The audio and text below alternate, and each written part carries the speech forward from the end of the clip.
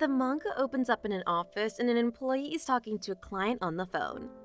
The employee tells him that he works in the advertising department of Grand Glory Limited. As the company is very famous, he further says that all his life, all he has done is work, work, and work. As soon as he gets the job done, he tries to relax, but just then his boss comes there and tells Howard that they have seen rough days recently and the company is expecting layoffs, so he should work harder. He takes out a file and gives it to Howard and tells him that this file contains the phone numbers of all of their clients, and he wants Howard to call each one of them. Just when he leaves, a hologram pops up in front of Howard, and Howard communicates with it using his thoughts. Howard asks the hologram what it wants from him, and he never bought a VR before, so he is not the client. The hologram replies by telling Howard that based on their huge data and calculations, Howard is the perfect candidate for their dream test. Howard asks the hologram what the dream tests are. The hologram informs Howard that they are dreamlands in which he will be able to have many different life experiences. He can think it is like a high-end version of VR. It further informs him that he can bring copies of people in those dreams as well. Just then, Howard's boss comes into the department, along with Miss Lu. He tells everyone to greet her, then he introduces everyone that it is his favorite to Miss Lu except Howard. As Howard has some problems with him, he lies and tells Miss Lu that Howard is not a good worker. His skills are average. Howard's friend was watching all this and he feels bad for Howard when they are leaving their office. Howard says to his friend that he thought that if he worked hard enough, he would be able to get recognition. But things didn't turn out like that. Howard's friend tries to comfort him and says that he should just choose a side. He has already told Howard many times that it would be good if he flatters his boss. Howard remembers his and his friend's past and says to him that he is different from the time when he was in college. As his friend leaves in a taxi, Howard's boss and Miss Lu also come out of the building. Howard's boss says to Miss Lu that she shouldn't have wasted her time on those lowly workers. She still has a lot to do tomorrow. Miss Lu tells him that she is okay. Meanwhile, Howard is angry and thinks that working hard doesn't pay, and even outside of the workspace, he is still suffering discrimination. But it was enough. Suddenly, the hologram pops up and says that it looks like Howard has made his decision. Howard tells the hologram to bring duplicates of Sabrina Lo and Mr. Wang, but the hologram tells him that only one person can be scanned at a time, and it chooses Sabrina Lo on its own. Sometime later, Howard returns to his apartment and asks the hologram why it didn't inform him earlier that it can only scan one person at a time. He was not prepared for that. The hologram says the system detected a sharp increase of dopamine in his brain, and the conclusion is he's enjoying it. Howard says to the system that the system is annoying, and he thought it would be good to have a female NPC as his servant in the game. The hologram tells Howard that the Dreamland system will activate at midnight, and that he should find a place to sleep. Howard says that is easy, but his only concern is that he is too nervous to fall asleep. The hologram says that they anticipated that such a scenario would occur for their clients at the beginning, so this system will put him to sleep. And within seconds, Howard is put to sleep. But he soon wakes up in his dream and finds a girl who is similar looking to Miss Lau standing in front of him. The girl meets him and informs him that she is the AI assistant and also the administrator of the Dreamland system, and Howard can call her AI-63. Howard asks AI if the Dreamland has started, but she responds by saying no. She tells Howard various supplies are needed to fight against vicious battles, and then she shows Howard the shop, where he'll be able to buy many different supplies with his credit points. As they browse the shop, Howard sees many different items that he can buy, but when he tries to touch them, the AI-63 smacks his hand and says to him, "Don't touch anything unless he wants to buy it." She tells him once he passes a challenge, he will earn credit points and then he can buy these items, and the challenges will become more and more hard. So he should be wise in making his choices. Then she shows him a door and says if he has no more questions, the Dreamland will start. As Howard reads the names of the rooms, which is Doomsday Survival, the dream starts. Howard wakes up in his bed and thinks that he is still in his home. Nothing has changed. He thinks that all of it was a lie and there's no such technology that can create a whole new world out of nowhere. But after he dresses up and leaves his house, he realizes that the street was empty. Although all the cars were there, no humans was in sight. As Howard is trying to figure out what was happening, a plane crashes in front of him. Suddenly, a notification pops up which tells Howard that the Doomsday Survival has started. What will he do if all the people on this planet vanish? He has 180 days to survive and to fight this battle. This chapter opens up with a plane crashing into a building, and Howard is thinking that scene nearly scared him. But when he thinks about it, the dream scenario is based in a world where people have suddenly disappeared. and planes are crashing all over the place all the time. Meanwhile, he makes a list of all the necessary items that he'll be needing for survival, such as food, water, shelter, medicine, tools, and a truck. He says that 180 days is a long time, but with these things, he will be able to survive it. He can also use his plan for his life after resignation. At the same time, he thinks that he should have fun, so he plays some music and goes to a mall. He wears some very flashy clothes along with some jewelry and walks on the street while drinking and listening to music. Then he remembers that he had duplicated Sabrina Lo as his assistant. He shouts at the game master and asks when will Sabrina arrive. She hasn't shown up until now.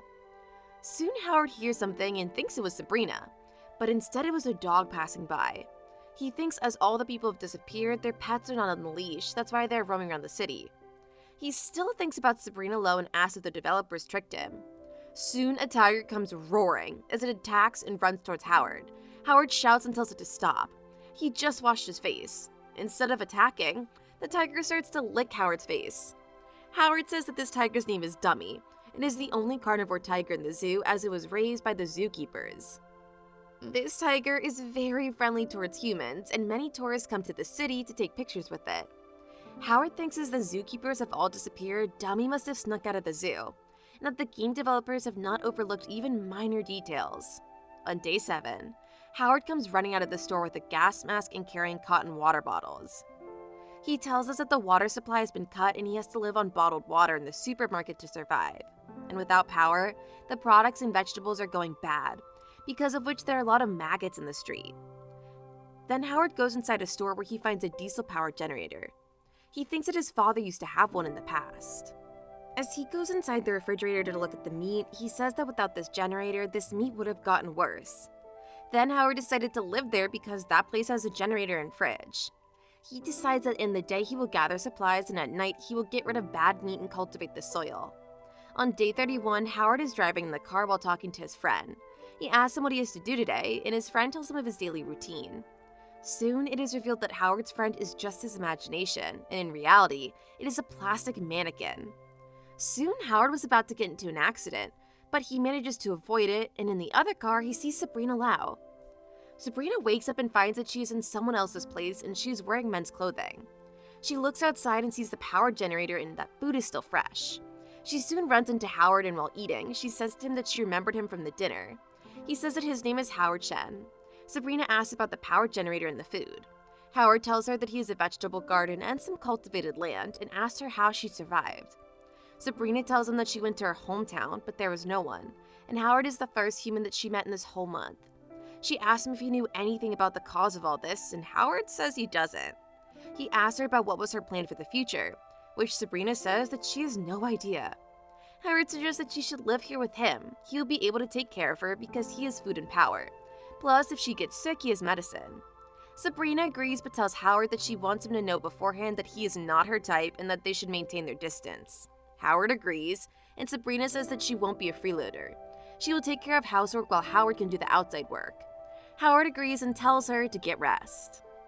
The next day, Howard wakes up because of noise, and when he goes out, he sees many boxes. He asks Sabrina what she was doing. So Sabrina tells him that she cleaned up the warehouse and she'll be staying in that room. There's a walkie-talkie, so if Howard wants her to help, he can use it to talk to her when she's in the room. Howard asks her about the mannequin, and she says that it looked very scary at night, so she put it away.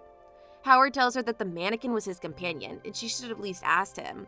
As Howard goes to find it, he sees a box in his gun collection and finds a pistol missing. He goes to Sabrina and tells her that they should do their work. In that case, she would have to seem less, and she shouldn't have to defend herself at all the time. Sabrina says she is a woman who needs to defend herself. But Howard says although he's not the gentleman she thinks, he will not harm her. On day 120, Howard leaves the house thinking that it was the 120th day, and this place has changed a lot from where it was 3 months ago. The weather has changed and it's a bit cold now, and the odor in the air is dispelled. Howard is going out to look for supplies while Sabrina is taking care of the vegetables. Howard gets in the car and talks with Donald. He asks him if Sabrina's damaged her brain while she fought mice in the garden, because it seems like she doesn't have a social life anymore. He further says that today they are going to try to get some meat. They have run out of meat. He asks the mannequin that they will get sick if they ate maggot-filled meat, and he suggests that they can eat mice. But then they will die because of the germs carrying viruses. That leaves them with fish, so they have to catch fish today as it is much better than eating maggot-filled meat from the supermarket. Howard then drives to the zoo where he pets and plays with Dummy. He thinks it is a surprise that Dummy survived till now. It has been 2 months since Dummy has been sitting in front of the zoo, and the animals in the zoo have now become its food. But luckily, it still doesn't want to attack humans, and it eats the food that Howard tosses to him sometimes, like mice and stray pets. Howard says to Dummy to go easy on him as it was the last piece of meat that he had in the freezer. Suddenly, Dummy notices something and runs towards some deer. When Howard looks at the deer, he notices that these deer are wild deer, because the deer from the zoo all have antlers. Nature has invaded human civilization. Just then the weather changes and a huge typhoon comes. Howard quickly runs into his car and says that it looks like a level 10 typhoon. But how come it appears in the middle of the city? Now he remembers that this world is one of the dreamlands and anything is possible here. Then he remembers that Sabrina went to a nearby mountain, and by looking at the time, she should have reached the peak of the mountain by now. Howard rushes back home where the garden and plants are destroyed because of the storm. Howard thinks that the door of the house is still open, which means that she is still outside. Howard quickly drives the car and goes toward the mountains to find her. On the way, he keeps on shouting her name just to find her as soon as possible. Soon he sees a flashlight and stops the car. It was Sabrina. She kept her phone torch on while holding a pole. Howard also sees that Sabrina's leg is injured. He picks her up and she asks him if she's gonna die here. Howard reassures her that she won't die.